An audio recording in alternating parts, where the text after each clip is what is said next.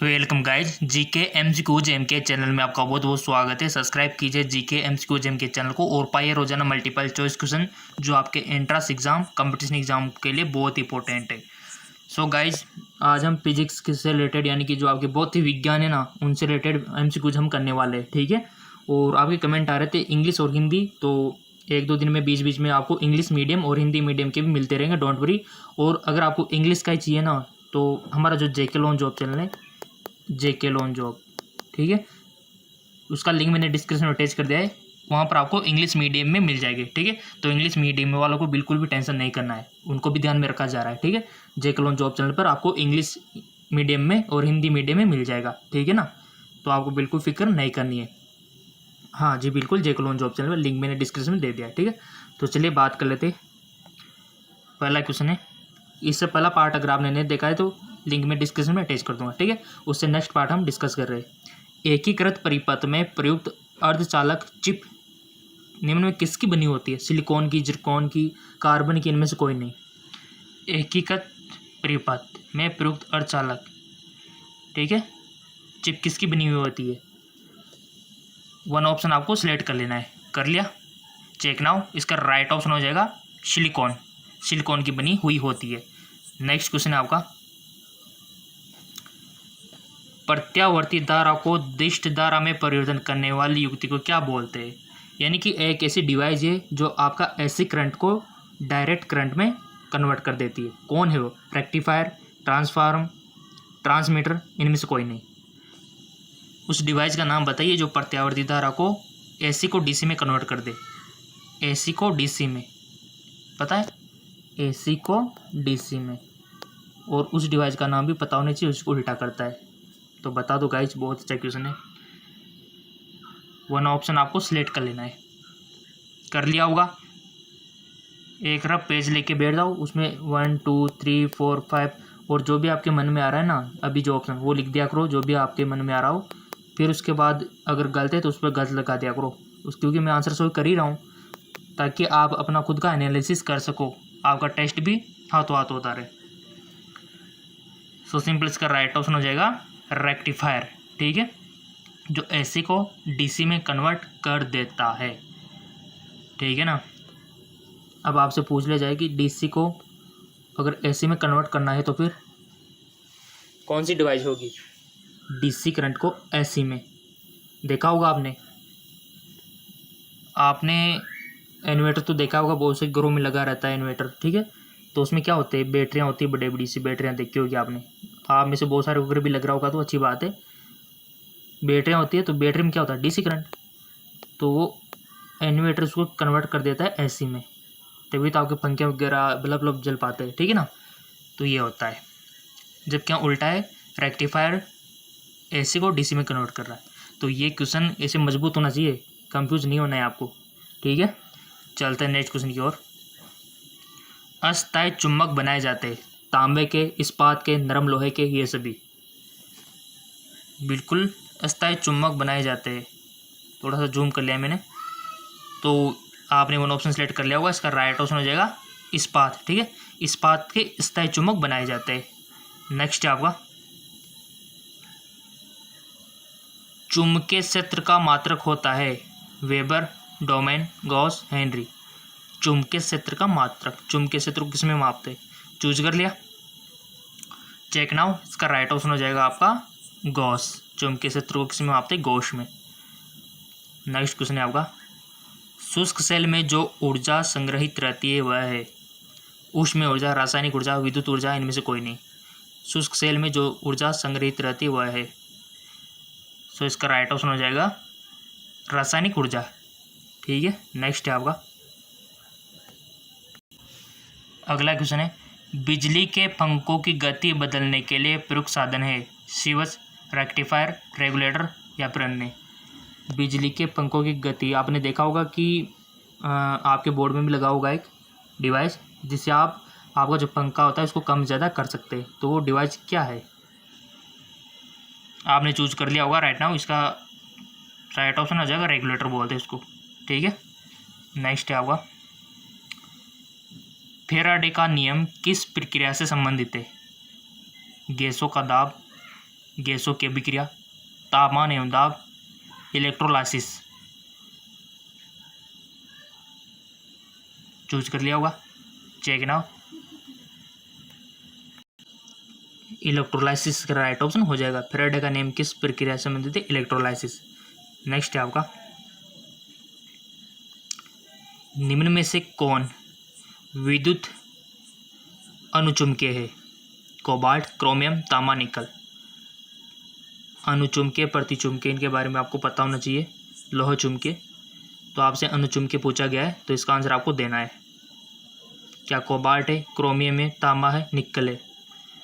Check ना, उसका right option हो जाएगा तांबा अनुचुंबकीय है। ठीक है, नेक्स्ट क्वेश्चन, चुंबकीय यामोत्तर और भौगोलिक यामोत्तर के बीच के कोण को क्या बोलते हैं? बहुत अच्छा क्वेश्चन। चुंबकीय यामोत्तर और भौगोलिक यामोत्तर के बीच के कोण को क्या बोलते हैं? चुंबकीय गुण, चुंबकीय नीति, चुंबकीय दिक्पात, इनमें से कोई नहीं। सो इसका राइट ऑप्शन हो जाएगा चुंबकीय दिक्पात। ओके, अगर याद नहीं है तो याद रख लो, ऐसे क्वेश्चन बनते हैं आपसे इंट्रांस एग्जाम कंपटीशन में। नेक्स्ट क्वेश्चन है, निम्नलिखित में से कौन सा एक प्रकृति में अनुचुंबकीय है? हाइड्रोजन, ऑक्सीजन, नाइट्रोजन, लोहा। अनुचुंबकीय है, सेलेक्ट कर लो वन ऑप्शन, क्योंकि हमको बहुत सारे एमसीक्यूज करने हैं अभी। आपके इंट्रांस बहुत नज़दीक है, कंपटीशन एग्जाम बहुत नज़दीक है। सो इसका राइट ऑप्शन हो जाएगा आपका ऑक्सीजन। ठीक है, ऑक्सीजन अनुचुंबकीय है। चलते हैं नेक्स्ट क्वेश्चन की ओर। नेक्स्ट है आपका, निम्नलिखित में से कौन एक अनुचुंबकीय पदार्थ है? लोहा, निकल, पित्तल, इनमें से कोई नहीं। बता दो, अनुचुंबकीय पदार्थ है, क्या लोहा है, निकल है, पित्तल है, या फिर इनमें से कोई नहीं? आपने वन ऑप्शन सेलेक्ट कर लिया होगा, इसका राइट ऑप्शन हो जाएगा पित्तल अनुचुंबकीय पदार्थ है। ठीक है, नेक्स्ट क्वेश्चन है आपका, भौतिकी में चतुर्थ आयाम का परिचय किसने दिया? भौतिकी में चतुर्थ आयाम का परिचय किसने दिया? न्यूटन, निल्स बोर, आइंस्टीन, इनमें से कोई नहीं। चतुर्थ आयाम का परिचय, वन ऑप्शन आपको चूज कर लेना है। कर लिया, सो इसका राइट ऑप्शन हो जाएगा आइंस्टाइन। ठीक है, आइंस्टीन ने जो भौगोलिक में चतुर्थ आयाम का परिचय दिया। नेक्स्ट है आपका, रडार का आविष्कार कौन था, किसने किया था? फ्लेमिंग ने, रॉबर्ट वाटसन ने, ऑस्टिन ने, या फिर न्यूटन ने? सो गाइज इसका राइट ऑप्शन हो जाएगा रॉबर्ट वाटसन ने रडार का आविष्कार किया था। पता नहीं है तो अब याद रख लेना। नेक्स्ट है आपका, पॉजिट्रॉन की खोज किसने की? मोस्ट इंपॉर्टेंट क्वेश्चन, पॉजिट्रॉन की खोज किसने की? Chadwick, Anderson, Newton, Galileo. Guys ये बहुत इंपॉर्टेंट क्वेश्चन है, डायरेक्ट क्वेश्चन भी आपको मिल जाएगा आपके एग्जाम में, तो 2 से 3 बार वीडियो को देख लो तो आपका फ़ायदा है, क्योंकि आपको लिखने की जरूरत नहीं है, फिर ऑटोमेटिक याद हो जाएगा। 2 से 3 बार देख लोगे ना आप, जैसे आप कोई गाना देखते हो, कोई मूवी देखते हो, 2 से 3 बार देखने के बाद सारे डायलॉग आपको सारे उन अंदर जितना मटेरियल होता है सब कुछ याद हो जाए। तो अगर आप भी इसको 2 से 3 बार देखोगे तो आपको भी याद हो जाएगा। ठीक है ना, खैर सॉन्ग तो आपको पता है कि 1 बार सुन लो, 2 बार सुन लो, पूरा का पूरा याद हो जाता है। इसमें थोड़ा एफर्ट लगाना होता है, क्योंकि आपका फ्यूचर ब्राइट होता है एजुकेशन से। आई होप आपने सिलेक्ट कर लिया होगा पॉजिट्रॉन की खोज किसने की थी। चेक ना, उसका राइट ऑप्शन का एंडरसन ने। ठीक है, नेक्स्ट क्वेश्चन है आपका, चुंबकीय सुई किस तरह संकेत करती है? उत्तर, आकाश, पूर्व, इनमें से कोई नहीं। तो बच्चों वाला क्वेश्चन है, सबको आ गया होगा, उत्तर की और नॉर्थ की ओर। ठीक है, ऑब्वियसली बात है। चलते हैं नेक्स्ट क्वेश्चन की ओर। अगला क्वेश्चन है आपका, निम्नलिखित में से कौन सा पदार्थ चुंबकीय है? चुंबकीय ओनली, निकिल, एल्यूमिनियम, बिस्मिथ, ये सभी। ऐसे क्वेश्चन आ जाते हैं, और जिनकी एमसीक्यूज की नॉलेज अच्छी होती है तो टिक कर देता है, और जिसकी एमसीक्यूज की प्रैक्टिस अच्छी नहीं है वो तो बस इधर उधर देखता रहता है, और इसमें टाइम निकलता जाता है, क्योंकि आपका एंट्रेंस एग्जाम में टाइम किस तरह उल्टा चलता है। ठीक है, हर एक सेकंड इंपॉर्टेंट होता है वहाँ पे। अगर ऑनलाइन एग्ज़ाम होता है तो आपका उल्टा टाइम चलता है, जैसे 2 घंटे का पेपर है तो इधर 58, 57, 56, 55 कम होते जाते हैं, और इस तरह होते होते 0 कम होते होते, जैसे कि 0 पॉइंट, अगर आपके पास 2 सेकंड बचे, 1 सेकंड, फिर तो बंद ही हो जाता है ऑटोमेटिक, आप लिख ही नहीं सकते उसमें, ठीक है, वो प्रोसेस ख़त्म हो जाता है। तो टाइम का मतलब बहुत है गाइज। टिक कर लिया आपने, चेक ना, इसका राइट ऑप्शन हो जाएगा निकिल, एक चुमके है, ठीक है। नेक्स्ट क्वेश्चन है, इंग्लिश वालों को कोई दिक्कत होनी, नीचे उनके लिए जेके लोन जॉब चैनल पर अवेलेबल करा देंगे, ठीक है, लिंक नीचे डिस्क्रिप्शन में दिया हुआ है, वहाँ पर अवेलेबल करा देंगे इंग्लिश लैंग्वेज में। विद्युत मोटर किस सिद्धांत के अनुसार काम करती है? ओम का नियम, लेंज का नियम, फैराडे का नियम, इनमें से कोई नहीं। विद्युत मोटर किस सिद्धांत के अनुसार कार्य करती है? विद्युत मोटर चूज कर लिया होगा आपने वन ऑप्शन, इसका राइट ऑप्शन हो जाएगा फैराडे के नियम पर काम करती है विद्युत मोटर। नेक्स्ट है आपका, विद्युत चुंबक बनाने के लिए सामान्यतः किस धातु का उपयोग किया जाता है? तांबा, कोबाल्ट, लोहा, इनमें से कोई नहीं। विद्युत चुंबक बनाने के लिए सामान्यतः किस धातु का प्रयोग किया जाता है? तांबा, कोबाल्ट, लोहा, इनमें से कोई नहीं। तो आपने भी ऑप्शन चूज कर लिया होगा क्योंकि आप इंटेलिजेंट स्टूडेंट हो। इसका राइट ऑप्शन हो जाएगा लोहा, ठीक है। नेक्स्ट क्वेश्चन है आपका, निम्नलिखित में से कौन सा धातु अर्धचालक की तरह ट्रांजिस्टर में प्रयोग होता है? कौन सा धातु अर्धचालक की तरह ट्रांजिस्टर में प्रयोग होता है? चांदी, ग्रेफाइट, जर्मेनियम। बहुत अच्छा क्वेश्चन गाइस, बड़े बड़े कंपटीशन एग्जाम में पूछा जाता है। कौन सा धातु अर्धचालक की तरह ट्रांजिस्टर में प्रयोग होता है? आपने भी सिलेक्ट कर लिया होगा, चेक नाउ, जर्मेनियम, ठीक है। जर्मेनियम धातु अर्धचालक की तरह ट्रांजिस्टर में प्रयोग होता है। जिसका सही था बहुत बहुत धन्यवाद, और जिसका सही नहीं था उसको पनिशमेंट देनी चाहिए कि उनको 2 से 3 से 4 बार ये वीडियो देखना चाहिए, ठीक है। आपका ही फ़ायदा है। देखो गाइस, अब आपको पता है कि आज के ज़माने में कंपटीशन कितना हो गया है। अगर आप थोड़े से भी ढीले रह गए ना, थोड़े से भी कमज़ोर रह गए ना, तो आपसे आगे कोई ना कोई निकल ही जाएगा। आज के टाइम पे इंटरेस्ट करके ना छोटी मोटी बात नहीं है, वो गया ज़माना पहले का। आपको पता है कि आजकल 11th 12th में कितनी कितनी परसेंटेज बनती है, 99 तक जाती है, पॉइंट कुछ तक भी जाते हैं। पहले के ज़माने में क्या होता था, 70 को परसेंटेज, हो 70%, 75, ओ माई गॉड 75, इतनी वैल्यू थी। और आपको पता है कंपटीशन इतना हो गया है, आजकल परसेंटेज बनती है 99।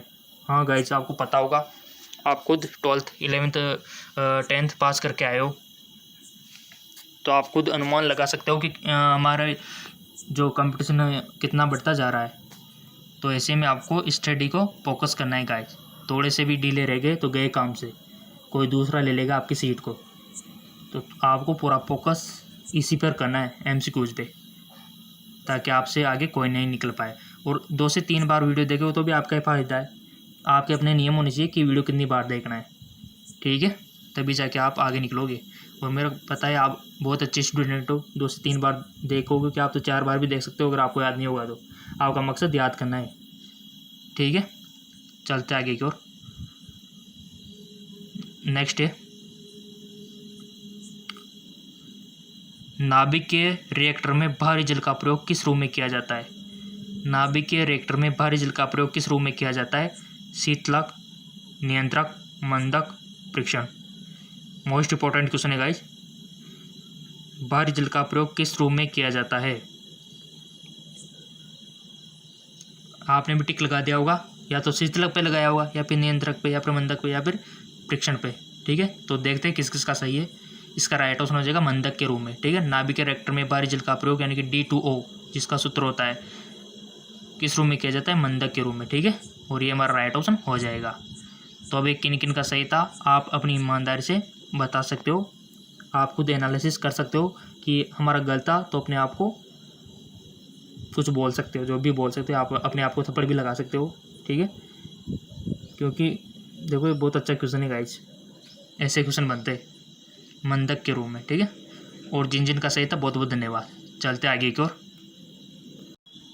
अगला क्वेश्चन है, कुलिज नलिका का प्रयोग क्या उत्पन्न करने के लिए किया जाता है? सूक्ष्म तरंगे, रेडियो तरंगे, एक्स किरणें, इनमें से कोई नहीं। बिल्कुल भी घबराना नहीं है। कुलिंज समझ में नहीं आ रहा है तो कोई दिक्कत नहीं, एंट्रेंस एग्जाम में आपको इंग्लिश लैंग्वेज भी दी जाएगी, ठीक है। तो आप इंग्लिश का सहारा ले सकते हो वहाँ पे। कुलिंज नलिका का प्रयोग, सो गाइस इसका राइट ऑप्शन हो जाएगा एक्स किरणें, ठीक है। एक्स किरणें उत्पन्न करने के लिए कुलिंज नलिका का उपयोग किया जाता है। अगला क्वेश्चन है, ट्रांजिस्टर के संवितरण में किस धातु का प्रयोग किया जाता है? सिलिकॉन, रजत, एल्यूमिनियम, तांबा। ट्रांजिस्टर के संवितरण में किस धातु का प्रयोग किया जाता है? चूज कर लिया होगा, इसका राइट ऑप्शन हो जाएगा, check now, right now, silicon. ठीक है, नेक्स्ट क्वेश्चन, सिलिकॉन क्या है गाइस? बहुत अच्छा क्वेश्चन। सिलिकॉन आखिर है क्या? क्या इंसुलेटर है, क्या कंडक्टर है, क्या सेमी कंडक्टर है? इनमें से कोई नहीं। तो 1 पे आपको टिक मार्क लगाना है, गलती हो या सही हो बट आपको लगाना है, ताकि आपको खुद को एनालिसिस हो जाए कि हम कितनी गहराई में है अभी। तो लगा लिया होगा आपने, तो इसका राइट ऑप्शन हो जाएगा सेमी कंडक्टर। अब वो तो आपको पता है कि आपने जो सोचा था क्या वो सही था, जिस पर आपने टिक मार्क लगाया था इससे पहले, मैंने नहीं बताया इससे पहले, क्या वो आपका सही था? तो आप खुद एनालिसिस करने लगा है। अभी आपको पता है कि लॉकडाउन, कोरोना वायरस चला हुआ है, तो कोचिंग तो है नहीं, तो आप इसी प्रकार से अगर तैयारी करोगे तो बेस्ट रहेगा आपके लिए। ठीक है ना, चलते आगे को, और तरीका भी यही है। नेक्स्ट है, एक्स किरणें किसको पार नहीं कर सकती? क्या त्वचा को, अस्थि को, मांस को, लकड़ी को? एक्स किरणें किसको पार नहीं कर सकती? सिंपल सी बात है, बहुत अच्छा क्वेश्चन है। तो आपने भी चूज कर लिया होगा राइट ऑप्शन, टिक भी लगा दिया होगा, चेक नाउ, अस्थि, हड्डियों को पार नहीं कर सकती। तभी तो आपने देखा होगा कि अगर चेस्ट का लेना है, पैर का एक्सरे लेना है, तो मांसपेशियों तो एक्स किरणें, जैसे आपका पैर है, ये आपकी जांग है, जांग के अंदर आपकी हड्डी है। ठीक है, तो अगर आपका यहाँ का एक्सरे लेना है तो एक्स किरण इधर से भेजी जाएगी, इनको तो पार कर जाएगी मांसपेशियों को, तो बट इन हड्डियों को नहीं करेगी। ठीक है, ये हड्डियों को नहीं करेगी, मांसपेशियों तो कर जाएगी। ठीक है, तो इस हड्डी का फोटो आपकी प्लम शीट पर बना दिया जाएगा और आपको दे दिया जाता है। अगर कोई ब्रेकडाउन है, टूटी हुई है, तो उसमें शो हो जाएगी। ठीक है, नेक्स्ट है आपका, माइक्रोफोन का आविष्कार किसे माना जाता है? Stephen Hawking, Galileo, Graham Bell, इनमें से कोई नहीं। माइक्रोफोन का आविष्कार आपने चूज कर लिया होगा, इसका राइट ऑप्शन हो जाएगा ग्राहम बेल। ठीक है, ग्राहम बेल ने किया था माइक्रोफोन का आविष्कार। नेक्स्ट क्वेश्चन की ओर चलते हैं। अगला क्वेश्चन है, टेलीविजन का आविष्कार किसने किया था? J.L. वेड ने, जॉनसन ने, गैलीलियो ने, स्टीफन ने। 5 सेकंड का टाइम दिया जाता है, आपको वन ऑप्शन सेलेक्ट करना है, कर लिया होगा। ठीक है, टेलीविजन का आविष्कार किसने किया था? तो इसका राइट ऑप्शन हो जाएगा J.L. वेड ने। ठीक है, नेक्स्ट है, टेलीस्कोप का आविष्कार किसे माना जाता है? Johnson, Rutherford, Galileo, Newton. Telescope का आविष्कार किसे माना जाता है? आपने भी वन ऑप्शन सेट कर लिया होगा, इसका करेक्ट ऑप्शन हो जाएगा गैलीलियो। ठीक, नेक्स्ट क्वेश्चन है, गुरुत्वाकर्षण नियमों के आविष्कारक किसे माना जाता है? Newton, Niels Bohr, Rutherford. ये तो सबका सही जाना चाहिए। देखो गाइस, बच्चों वाला क्वेश्चन है, गुरुत्वाकर्षण नियमों का आविष्कारक किसे माना जाता है? तो सिंपल सी बात है, न्यूटन को माना जाता है। ठीक है, नेक्स्ट है, 1 जूल में कितने कैलोरी होते हैं? बहुत अच्छा क्वेश्चन। 1 जूल में कितने कैलोरी होते हैं? अपनी ईमानदार से बता दो। जिसको पता है बहुत बहुत धन्यवाद कि 1 जूल में कितनी कैलोरी होते हैं, और जिसको पता नहीं है तो ये वीडियो 2 से 3 बार देख लेना, आपको भी सब कुछ आने लग जाएगा। सो सिंपल, आपके सामने ऑप्शन दिए हुए 0.25, 0.41, 0.24, 0.76। तो बता दो गाइज, इसका राइट ऑप्शन आखिर है क्या?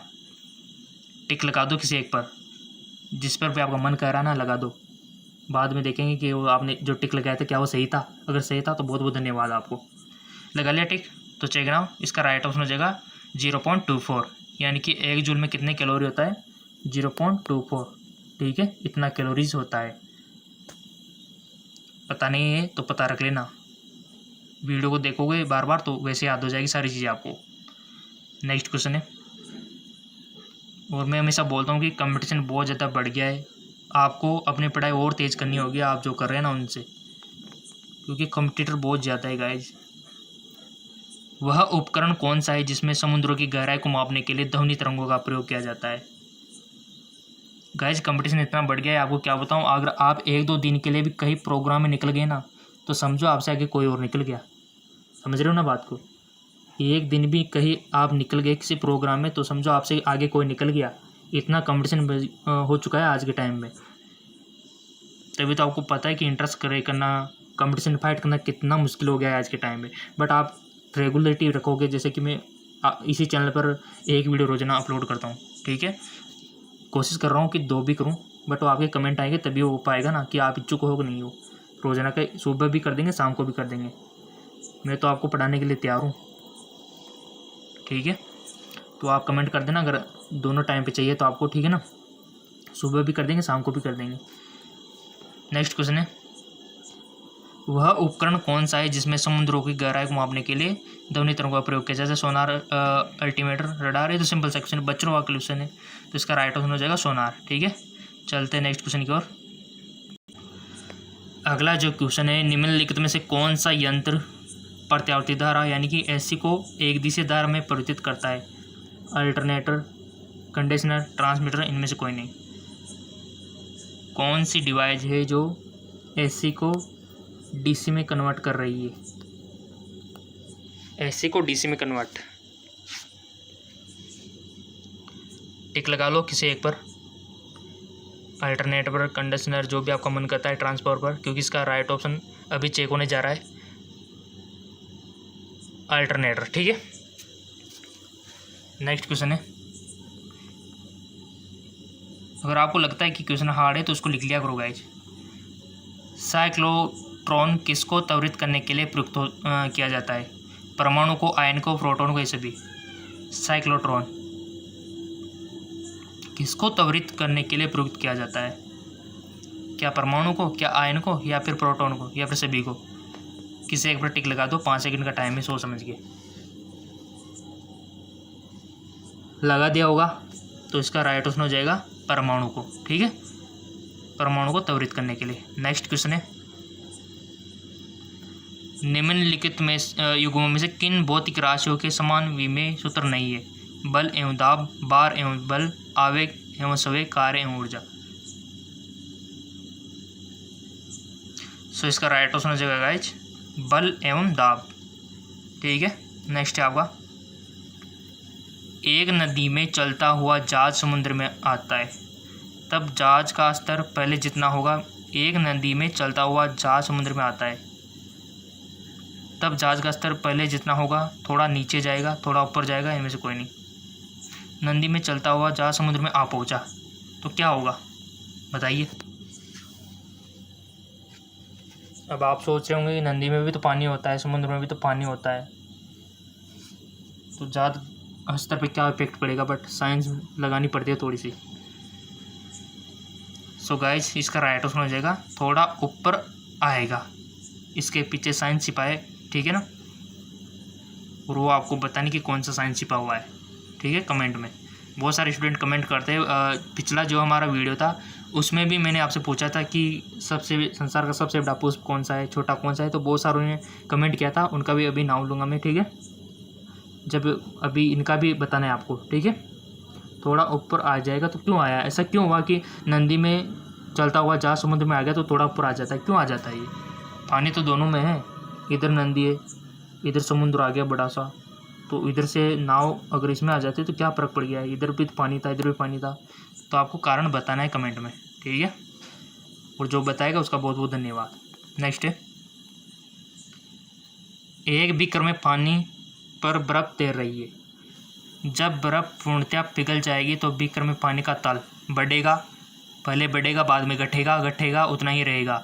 एक बीकर में पानी पर बर्फ़ तैर रही है, बीकर है जिसमें पानी पर बर्फ़ तैर रही है, ठीक है।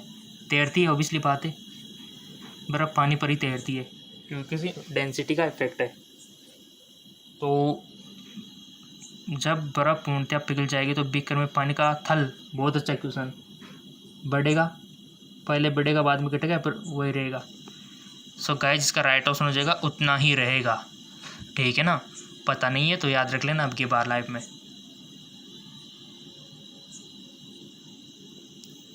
बर्फ़ पिघल गया, फिर भी पानी का तल वही रहेगा। ठीक है, नेक्स्ट क्वेश्चन है आपका, बहुत अच्छे क्वेश्चन है गाइस आज के भी। जब किसी बोतल में पानी भरा जाता है और उसे जमने दिया जाता है तो बोतल टूट जाती है, क्यों? बोतल हिमांक पर सिकुड़ती है, पानी गर्म करने पर फैलता है, बोतल के बाहर का तापक्रम अंदर से ज़्यादा होता है, पानी जमने पर फैलता है। बता दो गाइज, इसका राइट ऑप्शन क्या होगा? जब किसी बोतल में पानी भरा जाता है और उसे जमने दिया जाता है तो बोतल टूट जाती है, क्यों? आपने भी टिक लगा दिया होगा, चेक ना, उसका राइट ऑप्शन हो जाएगा पानी जमने पर फैलता है। ठीक है, ये आपको पता रखना है, इसलिए फूट जाती है, जमने पर फैलता है। आप सोच रहे होंगे जमने पर सिकुड़ता है, जी बिल्कुल नहीं, फैलता है ये। जबकि अदर चीज़ें जो तेल लोया आता है उसको गर्म करने पर फैलता है और ठंडा करने पर सिकुड़ता है, बट यहाँ पर पानी में उल्टा हो रहा है, जमने पर फैलता है ये।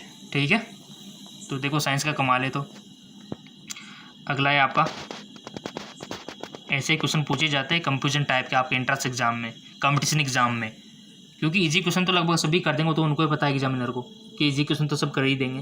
तो कुछ ऐसा क्वेश्चन देता है आपको जिसमें दिमाग लगाना पड़े, आपको थोड़ा सा एफर्ट लगाना पड़े, और इजी क्वेश्चन भी देता है ताकि ज़्यादा दिमाग लगाने वाले है ना एक्स्ट्रा, उनका थोड़ा वो हो। ठीक है, तो इजी क्वेश्चन में आपको थोड़ी प्रैक्टिस करनी चाहिए, उनको नहीं मिस नहीं करना चाहिए। ठीक है, हार्ड के भी और इजी के भी। पहाड़ी पर चढ़ता एक व्यक्ति आगे की ओर झुक जाता है, क्यों? तेज चल सके, अस्तित्व बढ़ाने के लिए, शक्ति संचरण हेतु, और फिसलने की संभावना कम हो जाए, इसके लिए बताइए। सो गाइस, इसका राइट ऑप्शन हो जाएगा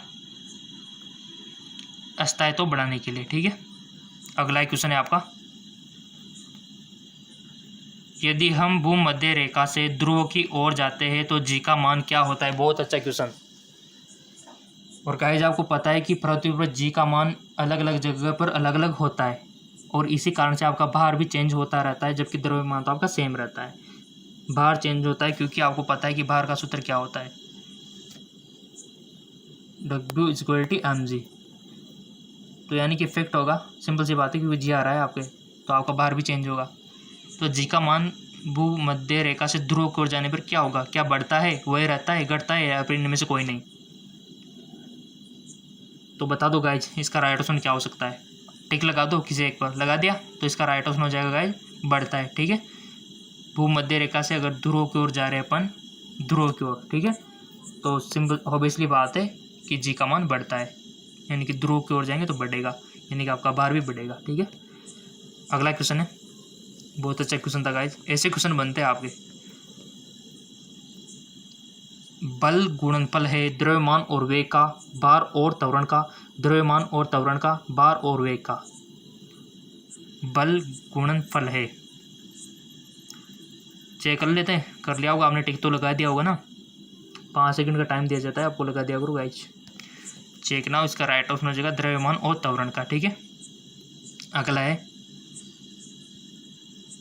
शून्य में स्वतंत्र रूप से गिरने वाली वस्तु का समान वेग होता है, समान बल होता है, समान गति होती है, समान त्वरण होता है।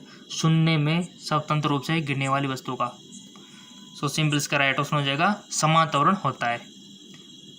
चलते आगे की ओर, अगला क्वेश्चन है, एक लकड़ी झूले पर बैठी, एक लकड़ी नहीं है गाइस, लकड़ी झूले पर बैठी स्थिति में झूला झूल रही, लकड़ी यहाँ पर मिस प्रिंट हुआ है गाइस, मैंने सोचा कि मैंने बोला, यहाँ पर लकड़ी लिखा हुआ है बट यहाँ पर लड़की है। ठीक है, लिखा हुआ अभी यहाँ पर मिस प्रिंट हो गया, सॉरी। ठीक है ना, ये गर्ल्स है यानी कि लड़की है।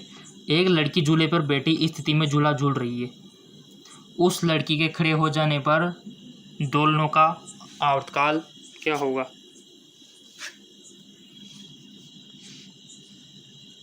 दोलनों का आवर्तकाल क्या होगा? कम हो जाएगा, अपरिवर्तित रहेगा, अधिक हो जाएगा, इनमें से कोई नहीं। झूले तो आपने भी बहुत झूले होंगे ना बचपन में, सावन के झूलों में, तो पता तो होगा ना, झूले तो सब झूलते। तो अगर कभी प्रैक्टिकली आपने किया हो, झूले में आप बैठ के झूलते हो, लेकिन कोई अगर झूले में खड़ा हो जाता है तो क्या इफेक्ट पड़ता है उसके दोलन में, यानी कि वो दोलन का मतलब इधर उधर जाता है ना ऐसे, उस पर क्या इफेक्ट पड़ता है? कम हो जाएगा, अपरिवर्तित रहेगा, अधिक हो जाएगा। टिक लगा दो 1 पे। सो गाइस इसका राइट ऑप्शन हो जाएगा आपका कम हो जाएगा, ठीक है ना। और फिजिक्स 11th का क्वेश्चन है गाइस, ये कम हो जाता है। जी हाँ बिल्कुल, याद रह जाएगा, कोई भी लड़की खड़ी हो जाए तो कम हो जाएगा। और इसी प्रकार एक क्वेश्चन बनता है गाइस कि ट्रेन में बैठा कोई भी आदमी, ठीक है, ट्रेन में बैठा कोई भी आदमी, ट्रेन है, चल रही है ट्रेन, ठीक है, तो ट्रेन में बैठा कोई भी आदमी अगर अपने हाथ में, ठीक है, कोई भी आदमी अपने हाथ में कोई बॉल को उछालता है, काफ़ी ऊंचाई पर उछालता है, बैठा हुआ है अंदर, ठीक है, अंदर बैठा हुआ है, बॉल को उछालता है, तो वो बॉल क्या उसके हाथ में वापस आ जाएगी, या उसके पीछे फिक जाएगी, या फिर आगे फिक जाएगी, या फिर अपरिवर्तित रहेगी? ऐसा क्वेश्चन भी पूछा जाता है।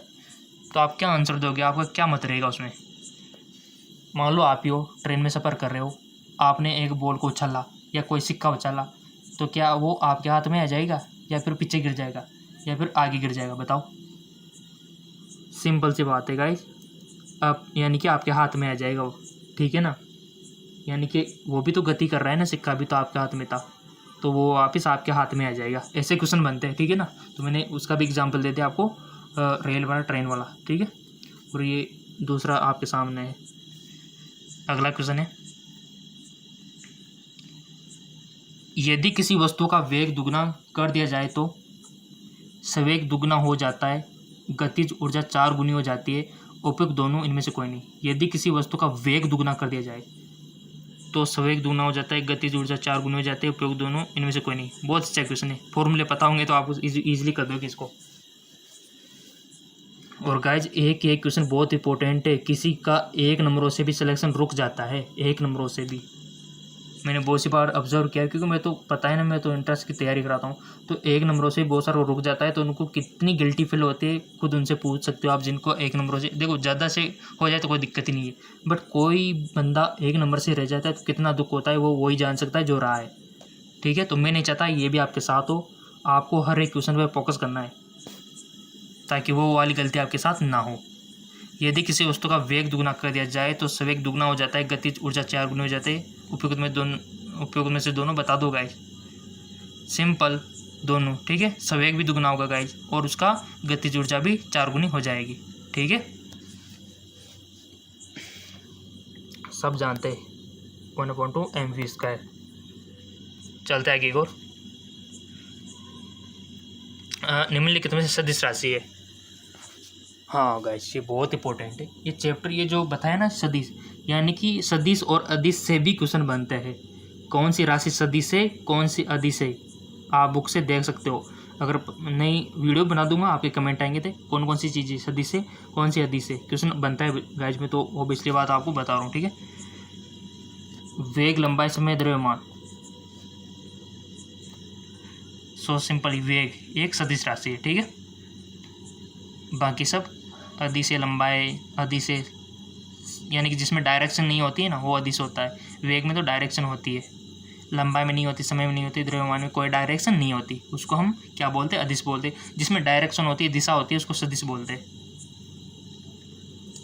अगला क्वेश्चन है आपका, जैसे आपसे कोई भी चीज़ किसी दिशा में फेंक रहे हो तो हम बोल सकते हैं इस दिशा में उसका वेग है ना, जिसमें दिशा है वो सदिश है। न्यूटन की गति का प्रथम नियम क्या कहता है? मैंने आपसे पहले बोल दिया था कि न्यूटन की गति के तीनों नियम आपको पता होना चाहिए। तो पहला नियम क्या बोलता है? संवेग संरक्षण का नियम, गतिशीलता का नियम, जड़त्व का नियम, इनमें से कोई नहीं।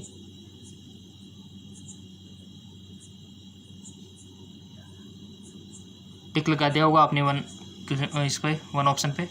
इसका राइट ऑप्शन हो जाएगा जड़त्व का नियम, ठीक है। और गाइस आपसे पूछ लिया जाए कि प्रत्येक क्रिया में विपरीत प्रतिक्रिया होती है, तो ये न्यूटन की कौन सी गति का नियम है? प्रत्येक क्रिया में विपरीत प्रतिक्रिया होती है, या फिर आपसे पूछ लिया जाए कि रॉकेट जो है किस सिद्धांत, न्यूटन के किस सिद्धांत पर काम करता है, किस गति के नियम से उड़ता है, तो आपका आंसर क्या होगा बताइए। तो सिंपल, ये आपके न्यूटन की थर्ड गति का होगा, रॉकेट वाला, ठीक है। क्योंकि प्रत्येक क्रिया में विपरीत प्रतिक्रिया ये न्यूटन की थर्ड गति का है, और जड़त्व की बात करें तो ये न्यूटन की गति का फर्स्ट नियम है, ठीक है। चलते आगे और, दो वेक्टर जिनका मान अलग है उनकी दिशा अलग होगी, उनका परिणामी शून्य होगा, उनका परिणामी शून्य नहीं हो सकता, इनमें से कोई नहीं। दो वेक्टर जिनका मान अलग है। बता दो guys right option. I hope आपने टिक लगा दिया होगा। इसका राइट ऑप्शन हो जाएगा उनका परिणामी शून्य नहीं हो सकता। ठीक है, चलते हैं नेक्स्ट क्वेश्चन की ओर।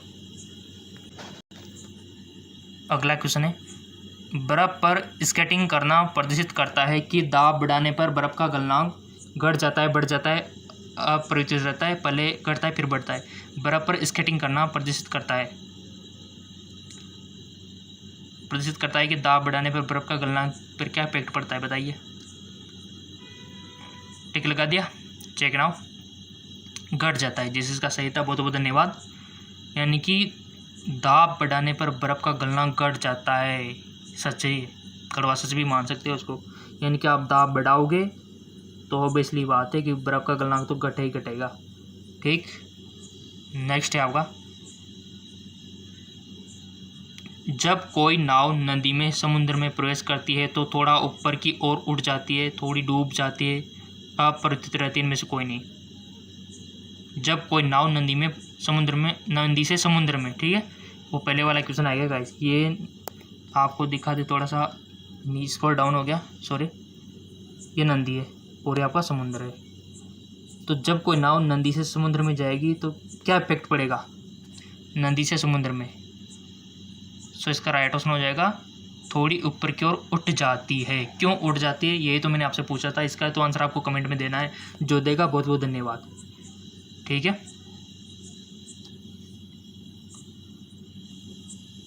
थोड़ी ऊपर की ओर उठ जाती है तो आपको सबको पता है, बट क्यों उठ जाती है वही रीजन आपको बताना है। ठीक है, नेक्स्ट है आपका, निम्नलिखित में से किसमें गतिज ऊर्जा नहीं है। चली हुई गोली, खिंचा हुआ धनुष, चलता हथौड़ा, बहुत बता हुआ पानी, किसमें गतिज ऊर्जा नहीं है। यानी कि आपको पता होना चाहिए किस किस में गतिज ऊर्जा है। ठीक है ना, तो कर लो, चूज कर लिया, चेक नाउ। खिंचा हुआ धनुष में गतिज ऊर्जा नहीं है, जबकि चलती हुई गोली में गतिज ऊर्जा है, चलता हथौड़ा में गतिज ऊर्जा है, बहता हुआ पानी में गतिज ऊर्जा है। खिंचा हुआ धनुष में क्या है, उसमें स्थितिज ऊर्जा है गाइस। और भी उदाहरण बताऊँ आपको, कोई पत्थर ऊंचाई पे जाके रख दिया, उसमें भी स्थितिज ऊर्जा है। स्प्रिंग को अगर आपने कंप्रेस करके सिकुड़ के रख दिया तो उसमें भी स्थितिज ऊर्जा है। ठीक है ना, तो आपको सबको पता है। तो जिनको पता नहीं है तो पता कर लेना, ये मैंने बता दिया आपको। अगला क्वेश्चन है आपका, जब एक चल वस्तु की गति दुगनी हो जाती है तो उसकी गतिज ऊर्जा दुगनी हो जाती है, 3 गुनी बढ़ जाती है, समान रहती है, चौगुनी हो जाती है। जब एक चल वस्तु की गति दुगनी हो जाती है तो उसकी गतिज ऊर्जा, जिसको गतिज ऊर्जा का फॉर्मूला यानी कि सूत्र पता है तो कर देगा इसको।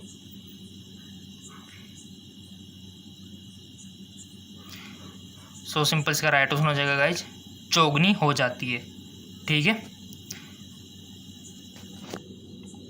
होगी सही। ठीक है, इसके अकॉर्डिंग नेक्स्ट है आपका, जब दूध को बिलोया जाता है तो उसमें मक्खन अलग हो जाता है, इसका कारण है। बहुत अच्छा क्वेश्चन। दूध से मक्खन बनना, मक्खन यानी कि दूध को बिलोया जाता है तो उसमें मक्खन अलग हो जाता है। एक क्वेश्चन इस प्रकार से आपने देखा होगा, छाछ बिलोना आप बोल सकते हो। छाछ को यानी कि दही से छाछ बनाना, तो जब दही से छाछ बनती है तो घी अलग हो जाता है। वो ऐसा क्वेश्चन का मतलब ये है, वो छाछ अलग हो जाती है। तो किस विधि से होता है, गुरुत्व से, घर्षण से, या फिर केंद्रापसारी बल से, और उष्मा से।